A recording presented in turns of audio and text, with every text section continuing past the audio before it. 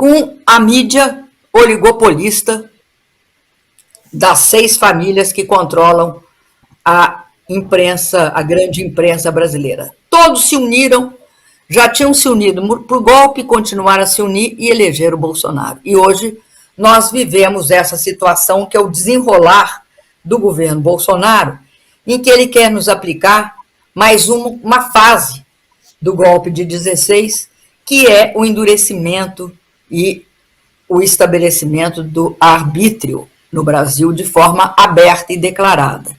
Por quê?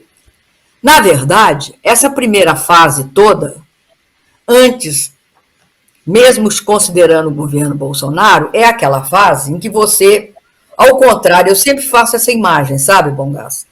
Na ditadura militar, se você imaginar que a democracia é uma árvore, a ditadura militar corta a árvore, todos os galhos.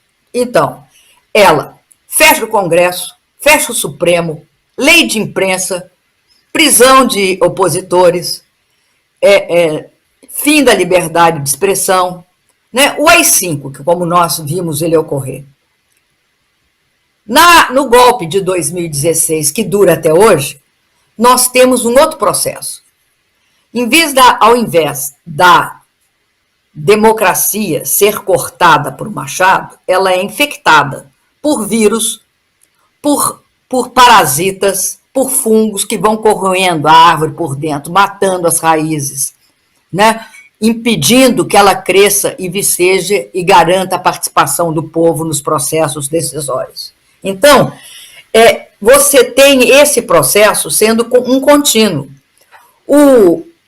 A quarta fase ou quinta fase do golpe pode ocorrer. Essas ameaças crescentes do Bolsonaro fazem parte de 2 processos. A perda de popularidade dele diante da percepção da população brasileira do desastre que é a gestão da pandemia, né? Chegando a esse número, nós caminhamos para 600 mil mortos. E, ao mesmo tempo, o fato da fome ter voltado ao país. 19 milhões de pessoas passam fome. Então, essa percepção tirou do Bolsonaro um certo apoio que ele tinha. Então, hoje, eu acredito que ele faça aquele processo característico do fascismo, né? Ataque progressivo, né? Presidenta Dilma, grande companheira, que honra a nossa bancada tê-la hoje no nosso programa da TV PT. E antes de entrar efetivamente nessas consequências concretas que hoje ameaça a democracia, né, o bolsonarismo, o Bolsonaro e o bolsonarismo, eu queria lembrar aqui a referência que fizeste ao livro que foi lançado recentemente. A senhora esteve no lançamento Por que Lula é Inocente e Por que Tentaram Destruir o Maior Líder do Brasil. Porque o golpe, sim, era para afastá-la da presidência e era impedir que o Lula pudesse ser candidato e era ainda, como Bonhoeffer dizia, né, precisamos exterminar esta raça, né, de uma forma odiosa, raivosa, né, como ele dizia. Mas nós estamos aí, né, reorganizando. E o Haddad, você fez referência ao Haddad. O Haddad, quando lançou o livro pela Perseu Abramo, da Reconstrução do Brasil, ele disse que a direita queria nos destruir, não conseguiu.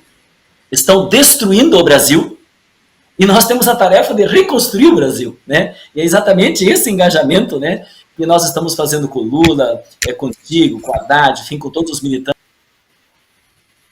com a esquerda, e, na verdade, consolidar um projeto para o país.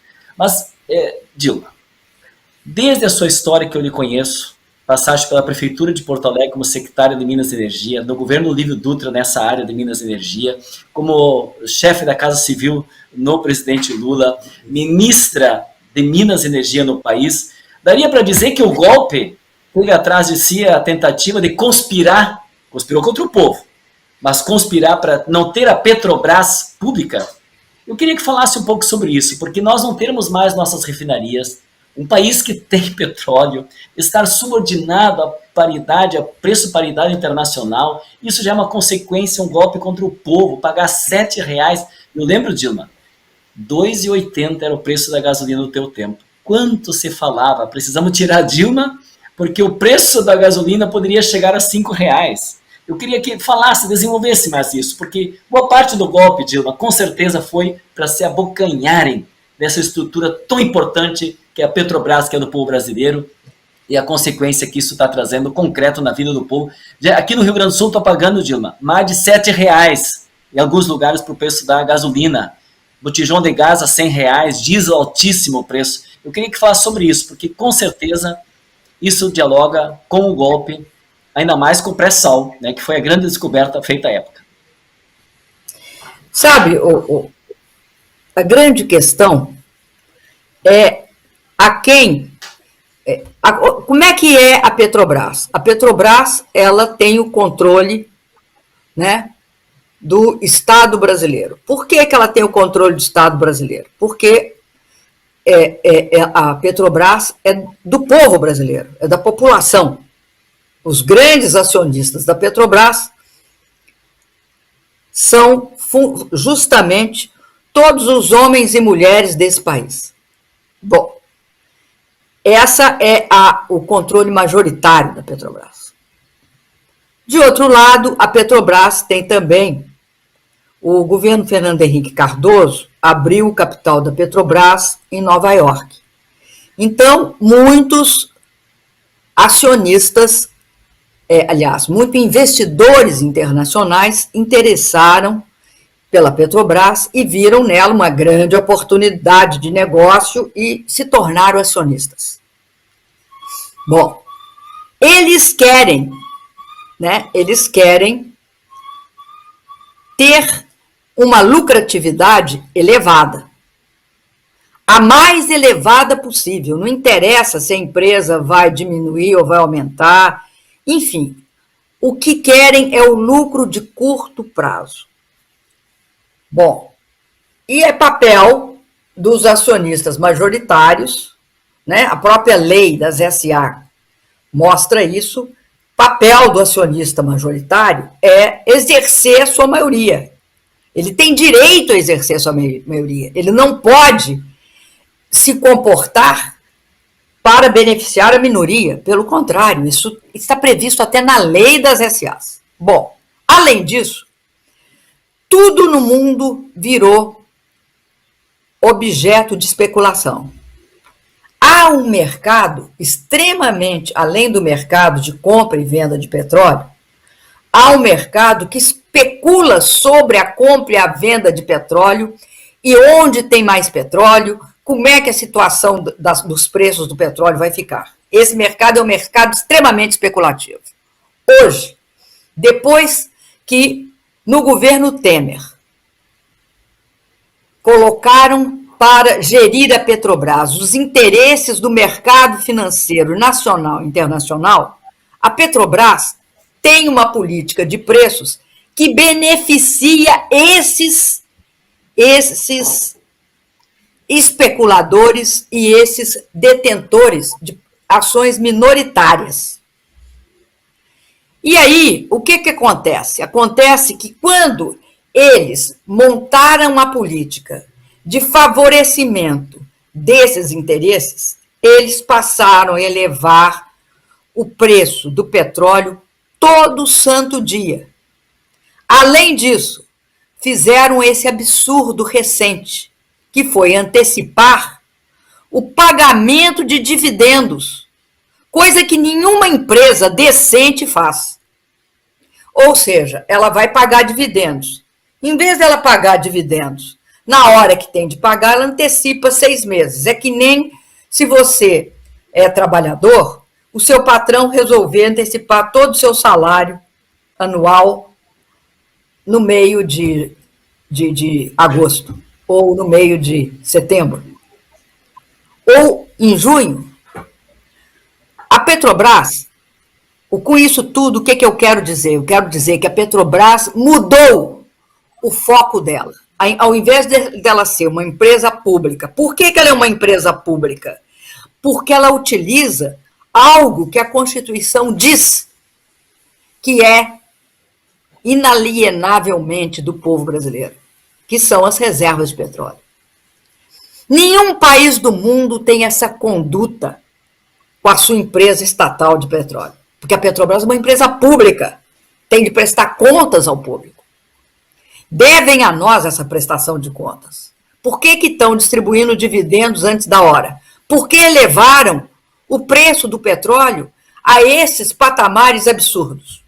Porque a política mudou, ou seja, ao invés de o objetivo da Petrobras estar alinhado com os objetivos do povo brasileiro, ela deixou de estar alinhada com os objetivos do povo brasileiro e está alinhada com os objetivos privados do capital internacional.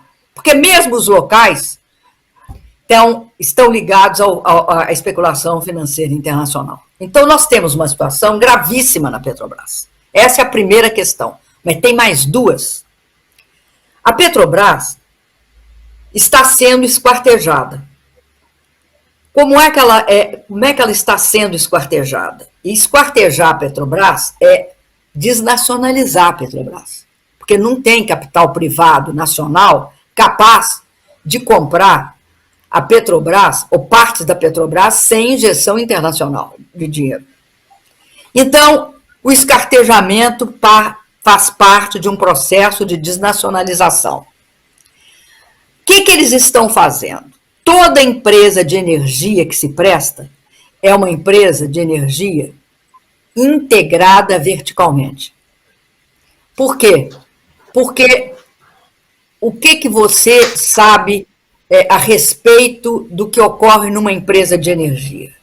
Você não pode só colocar sua cesta, seus ovos numa cesta só. Então, a verticalização permite que a empresa tenha níveis diferenciados de lucratividade. E aí, para uma empresa como a Petrobras, algumas coisas são cruciais. Refinaria. Vender refinaria é um escândalo. E esse escândalo vem desde a época do Fernando Henrique, que eles achavam que a Petrobras tinha de se concentrar em só explorar petróleo bruto e exportar petróleo bruto. Sendo que você tem de agregar valor ao seu produto para poder ter, inclusive, as vantagens que decorrem do fato de você ter muito petróleo. Então, ter refinaria, não vender refinaria, como estão fazendo no Brasil, é algo crucial se você tem uma visão aí, de nação. Aí você tem de ter a visão da importância da Petrobras para o desenvolvimento do país. A integração vai do poço de petróleo ao poste de energia. Porque quando Lula chegou ao governo, em 2003, nós tínhamos acabado de sair do apagão em 2001. E o que acontecia no Brasil? Tinham feito várias térmicas espalhadas, principalmente no Nordeste e algumas também no Sudeste. Só que não tinha gás suficiente. Tinha térmica e não tinha gasoduto. Qual foi o nosso trabalho? Foi fazer gasoduto, inclusive o grande gasoduto chamado Gazene, que ligava São Paulo ao Ceará. E aí fornecer gás suficiente para que as térmicas pudessem funcionar.